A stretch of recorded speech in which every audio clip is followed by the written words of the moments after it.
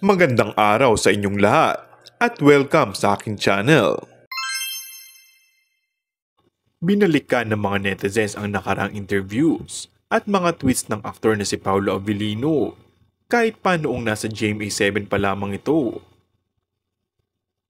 May mga naibahaging impormasyon ng aktor noon hinggil sa pangarap niyang makasama sa iisang proyekto, ang kapamilya actress na si Kim Chiu.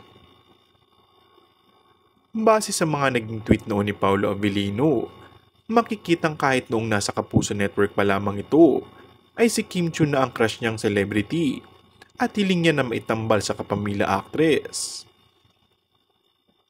Natupad naman ang pangarap na ito ng aktor matapos ang ilang taon nang lumipat ito sa ABS-CBN.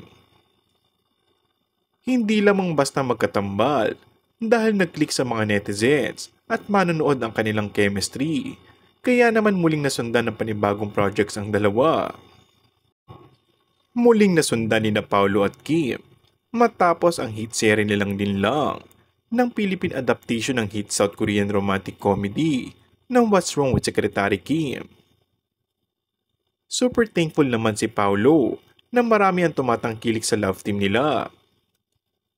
Lubos ang pasasalamat nito sa lahat ng mga tagahanggang patuloy na tumatangkilik sa tambalan nila ni Kim Chiu. Ginagawa raw ng aktor ang lahat ng kanyang makakaya upang mapasaya ang lahat ng mga sumusuporta. And that's all for our today's video. Kung bago ka lang sa aking channel ay mag-subscribe at pindutin na rin ang notification bell. Maraming salamat!